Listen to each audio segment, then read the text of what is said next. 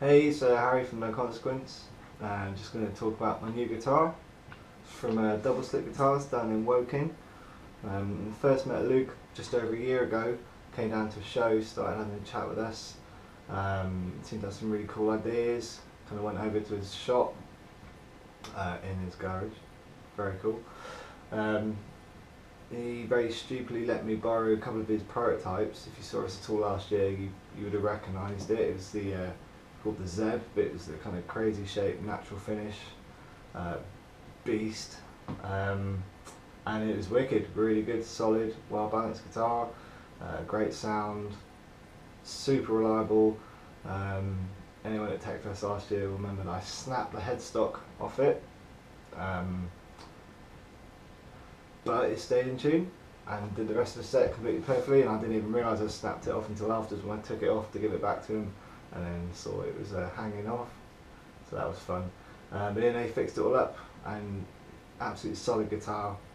I'm really chatting about doing a custom one for me. I'm not usually into the kind of custom guitar thing, but I'm not going to say no if he builds them as well as he does. So kind of gave birth to this, which is it's a Multiverse model. Basically the shape is a Multiverse shape, kind of super strat shape. Standard double slit headstock, absolutely sick, and it's a good weapon, it's fucking sharp. But other than that, pretty much everything else was customised and kind of tinkered around with to kind of how I wanted it, which I'm sure Luke loved. But you can see it's come out absolutely stunning. Really, really beautiful guitar. Sounds absolutely bang on for what we do, and it's just a bit of a beast. So it's a 25 1/2 inch scale, sort of, I think it's like PRS kind of scale. So I used to use a Telly as my main guitar, and just kind of loved the kind of snappiness of it. Just felt nice to play, not kind of gone off the kind of longest short scale types. I just kind of like it kind of nice in the middle, just plays nice. We don't do any super low tuning or anything. We tune drop D and then just effects down to the different tunings like G, A, blah blah blah. So everything's in drop D, so don't need any kind of crazy lengths. Wood wise, it's kind of a really beautiful flame maple cap. I don't know if it'll do justice in the video, but it's hot. And then we've got a sapele in the middle. I think that was Luke's sort of tinkering about, just threw it in, and it came out really well. So with the binding as well, it's got this really nice kind of 3-tone side, and then really beautiful cut of ash on the back. Humana. And then ebony? Wood coverboard, and then not ebony at all, whatever.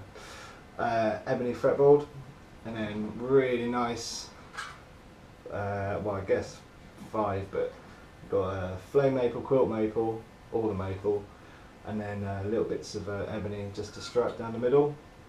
And he hand coloured it all in, just to match the top, and it's pretty sexual. And then the headstocks, it's hardened maple, I think. Yeah, it's pretty solid, pretty heavy. It's quite a heavy guitar, but with all of Luke's stuff, it's super well balanced. You can just throw it around and it'll just come straight back, sit exactly where you need it to. No farting about on stage, no kind of going, oh, it's every time you let go, the headstock dips or anything, you just let it go and it just stays exactly where you want, which is great.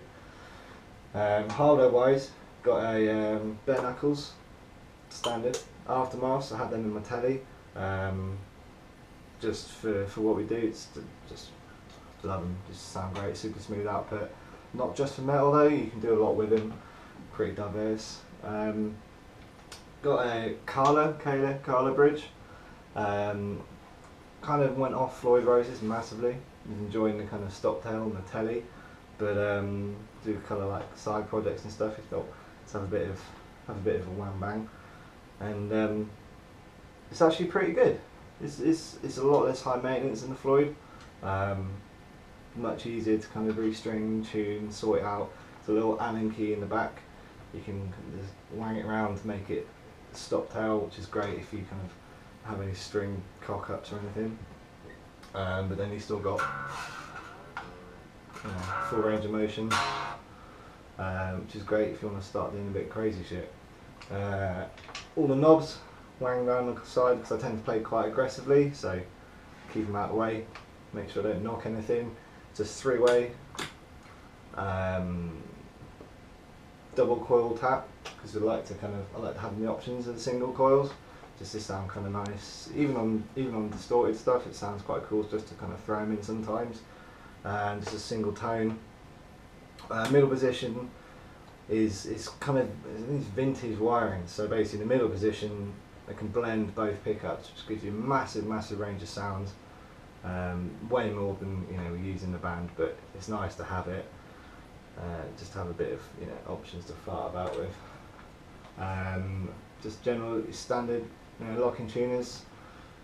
Don't always like to play with the locking nut on. If it's stopped there, just take them off. Just keep it nice and simple. It's good to have the locking nuts. Keep everything where it should be. Finish wise, it's kind of unusual. The top's lacquered, like standard lacquered guitar. Obviously great, makes it super sexual.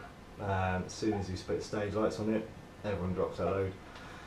But the back and everything else is oiled, which gives it, obviously makes it look great, but also tonally keeps it sounding much more open and less kind of constricted.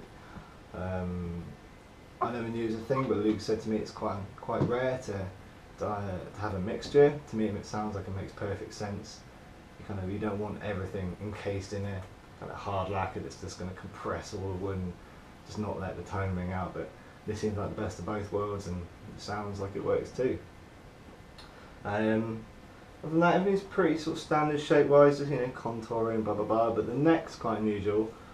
You're not going to be able to see it on the video. You've kind of got to feel it. But I'm not a big kind of lead guy, but when I do, if I'm up there, farting about on the top frets, I kind of like the thinner kind of Ibanez style necks. But when I'm playing down low, I can't stand them. They're just too thin. It cramps your hands. They're just uncomfortable. You can't there's nothing to hold on to. So basically, the bottom of the neck's kind of rounded more like a telly, kind of very sort of not thick, but because I've got fairly big hands, it fits me. And then it flattens up as it goes up, so around kind of 12th fret it starts to really flatten up, so you just got a nice bit of wiggle room to get your hands up there. And it's also got an extra wide fretboard. One thing I used to do a lot, don't do anymore now, but is always be pushing the strings off the end. You just kind of quickly grab it, and having the wide fretboard just gives you a bit of wiggle room. Just keeps everything nice and on plan. But yeah, and then other than that, got the luminaries as well. All the fret markers and this rather tasty crest is all luminaries from Japan. It's basically glow in the dark. It's not as naff as it sounds. It works super well. There's a few shows, and we just did a tour with Bruce Styling and Friend for Foe. There's a couple of venues that were really dark, and as soon as the lights go out, Dan was flapping, couldn't see what he was doing, and I was just sat here going, yeah, I can see absolutely everything fine. It's wicked. It's not like this, LEDs and stuff where it's kind of all super for show, like lights, but in terms of being able to see your way around without kind of looking down. I don't tend to look at what I'm playing a lot. I just kind of glance down to see roughly where I am. It works so well. You can just see clear as day. Oh, the frets are there. Yeah, so that's about it. Just got some other bare knuckles, just nice clean sound in it.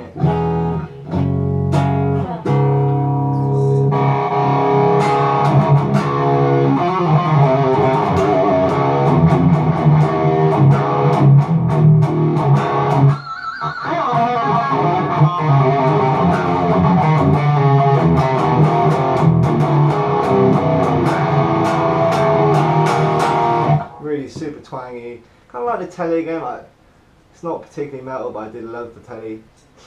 just kind of had a bit of extra twang, and this completely captures it, but then it works in metal better than the Teddy did.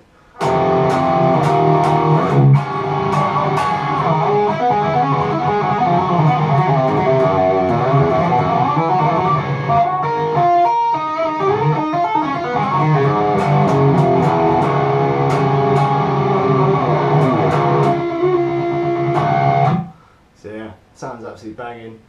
And when it came down to the tool, no, it sounded rather sexual. But yeah, so if anyone's, I know Luke tends to do a lot of stalls with his guitars around at shows and stuff. He's doing one at Mammoth Fest soon. He's always obviously down at Tech Fest. Just go and chat to him. He's a super nice guy. Really, really knows his shit, but he's really kind of open to new ideas. Hopefully planning a sequel to this one sometime soon. Hint, Luke, hint, hint, hint. It's going to be a little bit different. But yeah, just go speak to him. He'll happily come and let you play with his guitars. If I'm around, this will be here. Just come and play it. They all play beautifully, and the beauty of them being custom is, you know, you get it to fit you. Which is new to me, but it totally works because it's just a really comfortable guitar. Straight away playing it, felt like I'd owned it for years. No sort of adjustment periods. We kind of picked it up like 2 days before tour or something. Normally be a bit of a kind of getting used to it, but straight away felt completely comfortable and did the business. So yeah. Cheers.